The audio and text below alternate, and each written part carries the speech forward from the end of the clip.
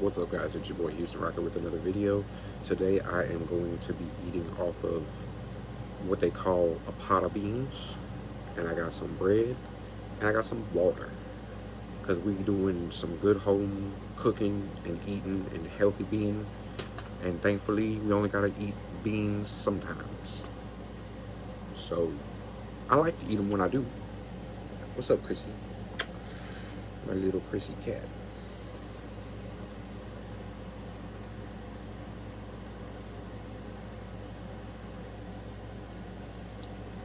My little sweetie pie.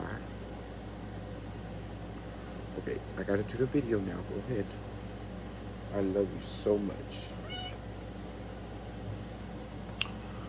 I haven't made my bed. Haven't really been able to do a lot of anything. You sweetie pie. Okay. If you can't be trying to get my food though. Okay, I might share a bite with you. I don't know. I got some bread. I got a little taster cup. And yes, this is just to kind of taste test it because I'm still letting it sit and thicken. I like to have them really thick when I eat them as beans. But then I'm also going to be taking these and making them into refried beans. So, oh, I forgot to smoke. Grab a little thing here called the cupsy so I could take a toke. I was lucky enough to find some hidden smoke. Didn't quite realize I stashed it right behind my eyes, right before my eyes, and realized I had weed to smoke, and then it was multiplied.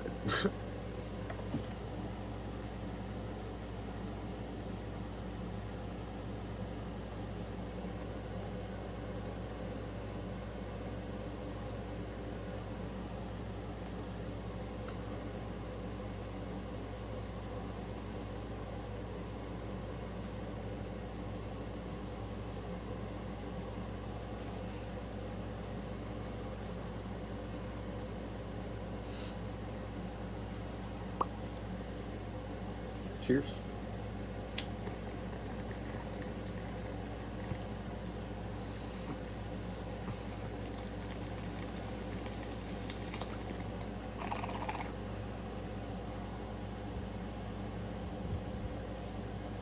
Now, before I do get into eating, because I actually just had a thought.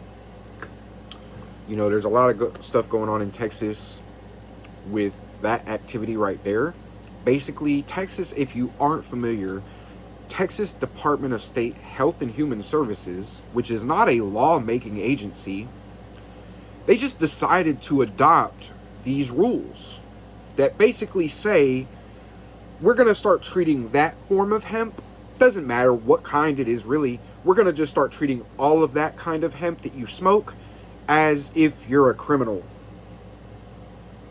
Literally, in their documentation, it says that smokable hemp will be treated as illegal marijuana. Who asked you? Who asked you? You're not the one, like...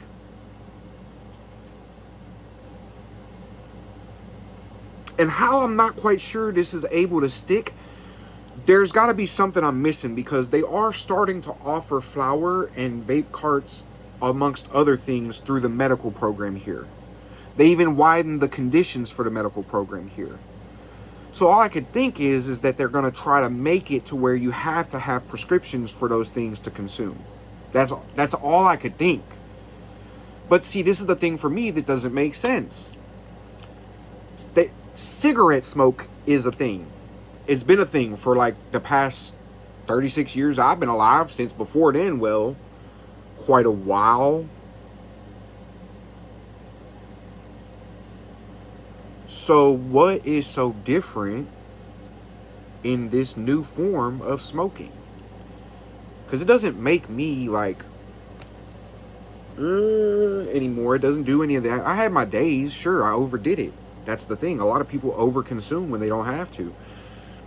That one little rip right there is all I needed for me to be able to eat, have a couple hours that I can do things physically because it will help with the neuropathy, And there's a lot of other factors mentally that it helps me with, because it does calm my anxiety. It does help me not focus on things that I'm mentally thinking about, so I can do other things that I need to do. See, I don't have a diagnosis yet, but I have a lot of symptoms that match traits of what is being called AUD-HD, which is autism and ADHD. I would love to get that diagnosis on paper, but I haven't gotten that yet. But I exhibit pretty close symptoms to a lot of the things. So for me, it just kind of adds up, you know? However, I don't get medication. I don't get treatment for that. I don't get therapy for that, nothing like that. My therapy is my cats. They were like written to me with policy and a letter on the letterhead of the person, therapist, psychiatrist that I was seeing. They were the ones that gave me the prescription for Chrissy. She is considered my emotional support cat. Norman, I adopted with the help of some friends separate. He's my cat, just my cat. And I got him back after he had been lost, with Chrissy being a new cat in my situation that I had adopted through the Anderson County Bark Association. They're tied in with Humane Pet Care. And they're really nice people. They have a lot of volunteers that go up there and work a lot of hours and put a lot of time. And the ones that were there at the time helped me to find Norman, and also helped me, along with the help of another friend, to get me Chrissy, because the friend picked them up and brought them to me because I wasn't able to do it myself. Now I just shot like all the way. I promise you I'm going to get there. Just give me time. The rocket's blasting off, okay? But basically, while I'm chilling here eating my beans, I had these thoughts that, it's crazy. In the state of Texas, I've got a prescription already, and I'm registered as a CURT patient, but this new rule, even as a patient, if I'm allowed to smoke cannabis in any form or vape it, does that mean if law enforcement stops me, like we're going to have a Gestapo style situation with law enforcement where everybody they see us smoking and they stop? Hey, is that cannabis? Do you have a prescription? Is that really how that's going to go down? Because that seems a little bit more like we're getting towards a police state, Now I'm being fucking serious.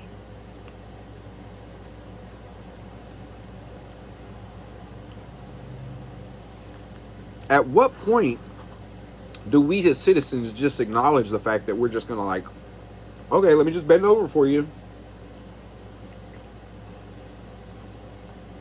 Because, Texas specifically, biggest thing, I've had deputies and sheriffs tell me this to my face. Keep it at home, son. Don't go out in public. Don't drive with it. Don't smoke in your car with it. From that point on, I never smoked in a vehicle again. And I won't. Let me stop. There's been a few times that I caught myself slipping, and I recognized it, and I won't anymore. If somebody offers to smoke with me in a vehicle, I'll actually ask them to pull over and no, hey, I've had to do that before, and I wouldn't hesitate to do it again. What I'm getting at, though, Department of State Health and Human Services, they are putting all these efforts in. They're not a lawmaking agency. Federal government still has until November before the policies that they even talked about might go into effect. But the way Texas is rocking right now, Texas is a big foothold in the industry. And I don't think America wants to lose those dollars. And hiding it behind heavy licensing fees and prescriptions, well, that's going to make them lose them dollars. Right now, the open hemp market is the reason why cannabis is a $1 billion market. And let me just correct myself, because it's a $20 billion market.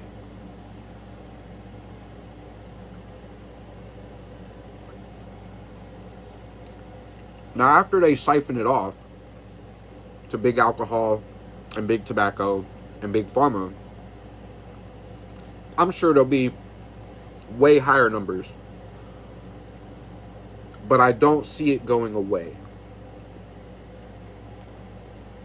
And I see low THC cigarettes being a thing. Swag, Reggie, back to them days, in the store.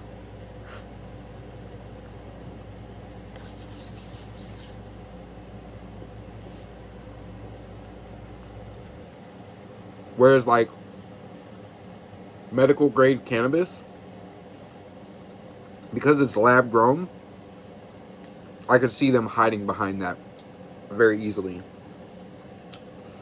So, what we need to do as Texans, for anybody who seems to be watching my page, and not the other fucking hundreds of fucking Texans that got money that's fucking pouring into the ad system right now so that they can blow up their pages, numbers, not a bomb.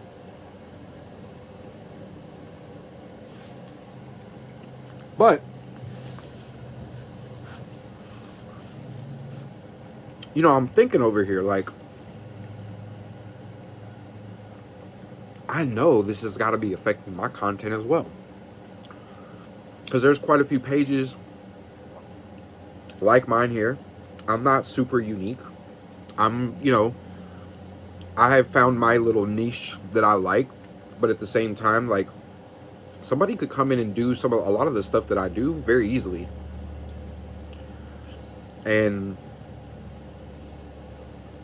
Rocket disappear. That whole fucking thing go away.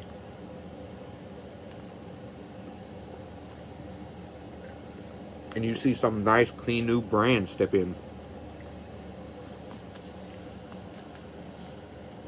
The thing for me,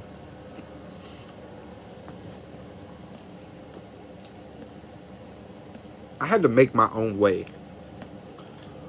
And if you've ever had to do that, then you kind of know when you go into it, there's going to be people that come along that take a lot of credit for things that you did. There's going to be a lot of people that copy you right out of the gate and will never give acknowledgement or credit to you.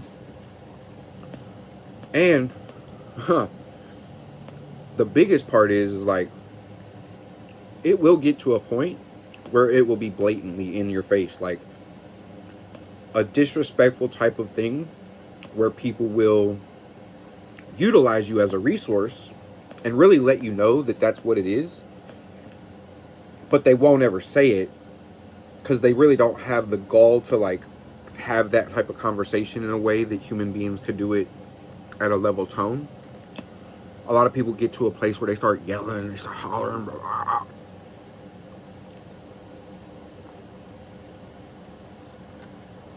But like, when people see you as being like overly emotional, and they don't really spend any time with you, so they don't realize that like, shit, he was fucking around, really. He was being goofy.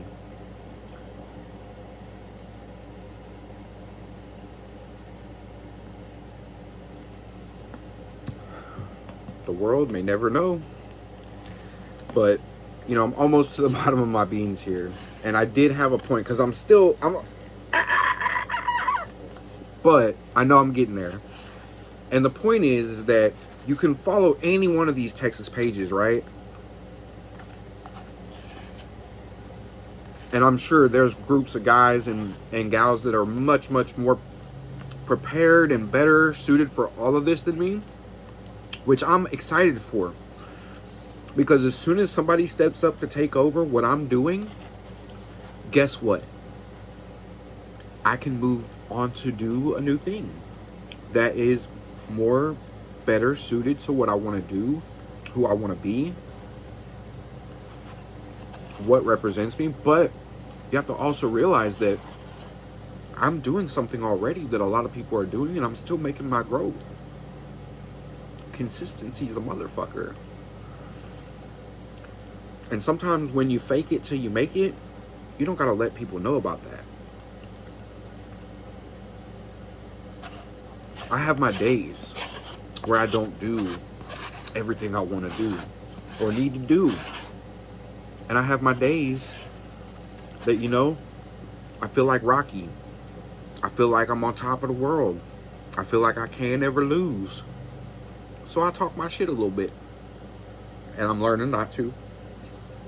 I'm learning that the quicker you talk your shit, the quicker you fall off that high horse. But I am learning.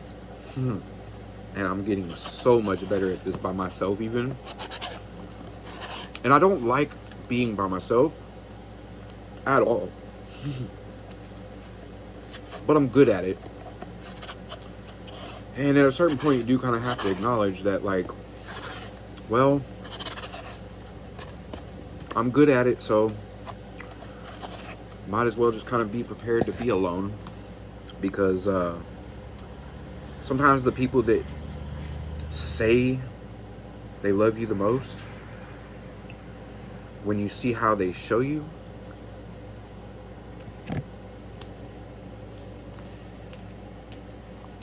well, it's just a bitter pill to swallow. But the cool thing is, for ourselves, there's always growth.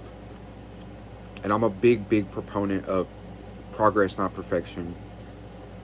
And while I don't always got the answers, I know there's a source within me that I refer to as my Heavenly Father, that I know that energy is going to come through when I most need it. It might not always come through when I most want it, but it's going to come through when I most need it, and it's going to do what I need done for me to be able to move forward best.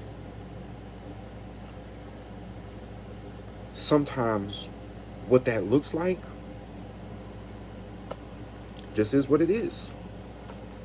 Now in the South, I don't know if you guys knew this, but it's not actually bad manners to utilize your leftover bread and your plate to wipe away your drippings. And I learned this in my Texas home economic class that I attended here in Texas.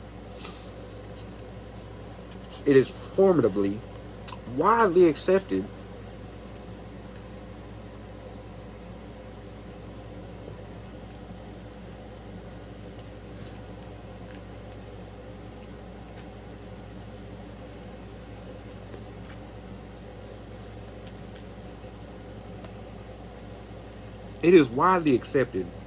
to use that bread to wipe away that mess.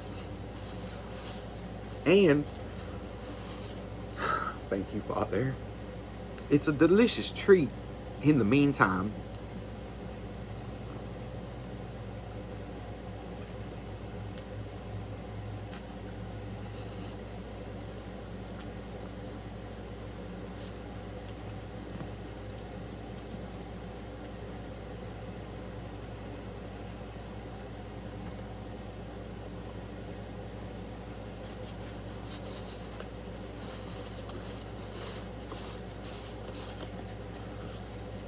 And there's some damn good drippings at the bottom of that cup.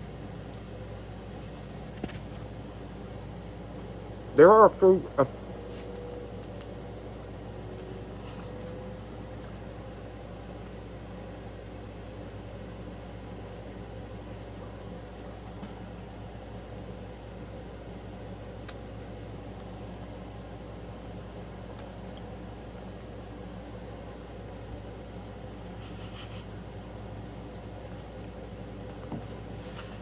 It is well within the rules to wipe your plate clean of the drippings. You wipe away from your guests, and you don't talk with your mouth full.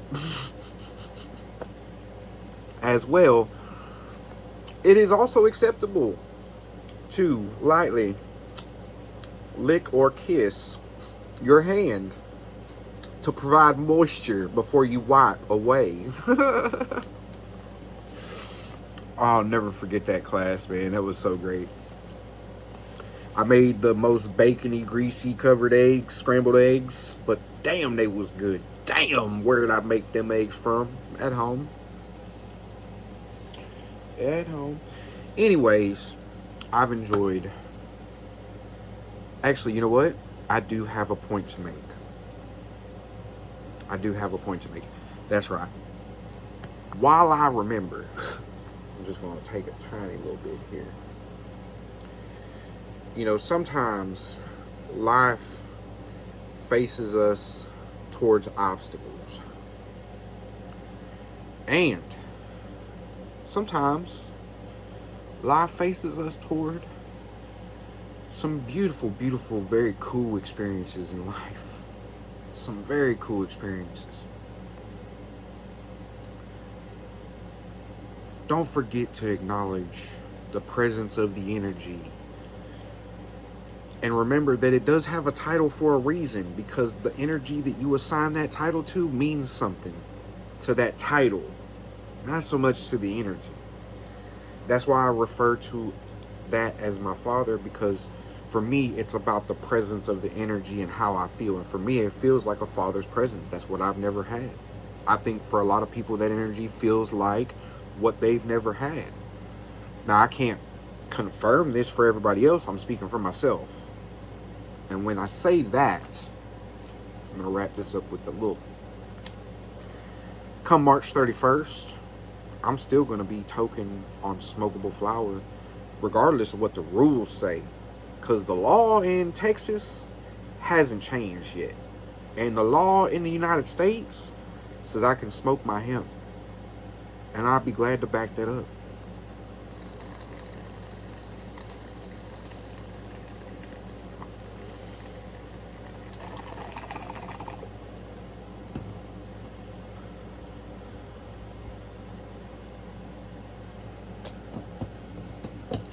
Peace and much love, y'all.